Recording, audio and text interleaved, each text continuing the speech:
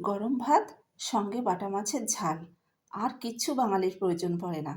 আজকের মেনুতে ছিল বাটা মাছের ঝাল। আমরা যতই মডার্ন হই না কেন, রান্নাবান্নার ক্ষেত্রে সেই মা ঠাকুমাকেই ফলো করি।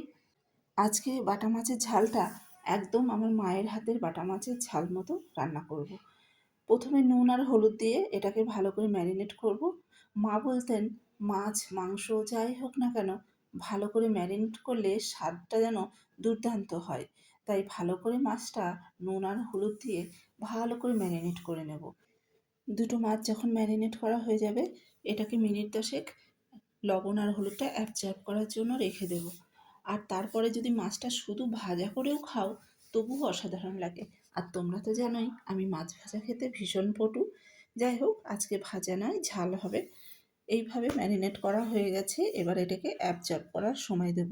অপরদিকে আমি কড়াই বসিয়ে দিই, বসিয়ে তেলটা গরম হতে দিই। ওদিকে তেল গরম হোক আর এদিকে মাছটা লবণ হলুদ অ্যাবজর্ব করুক। চলো, এবার কড়াই তেল গরম হয়ে গেছে, এতক্ষণে দেখে নিই। এবার মাছটা এক এক করে এর মধ্যে দিয়ে দেব।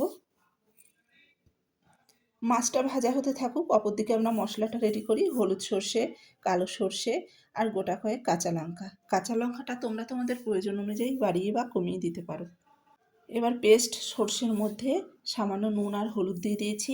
এদিকে মশলা রেডি হচ্ছে আর ওদিকে আমার মাছ ভাজা হয়ে গেছে এক পিঠ, তাই অপর পিঠ উল্টে দিয়েছিলাম। চলো এবার মাছটার দিকে দেখা যাক। মাছটা দু পিঠই হয়ে গেছে ভাজা সুন্দরভাবে। এবার সর্ষে বাটাটা আর টমেটো পিউরি এর মধ্যে দিয়ে দিতে হবে। টমেটো পিউরিটা অপশনাল, তোমরা দিতে পারো, চাইলে নাও দিতে পারো।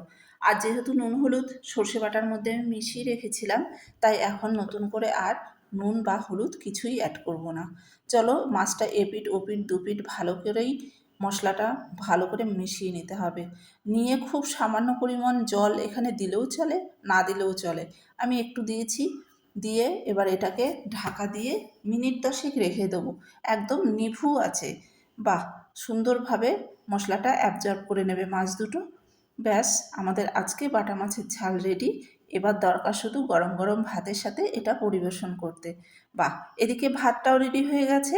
চলো, মাছ তো রেডি হয়ে গেছে, খেতেও অসাধারণ হয়েছে। তোমাদের কেমন লেগেছে জানিও। টাটা।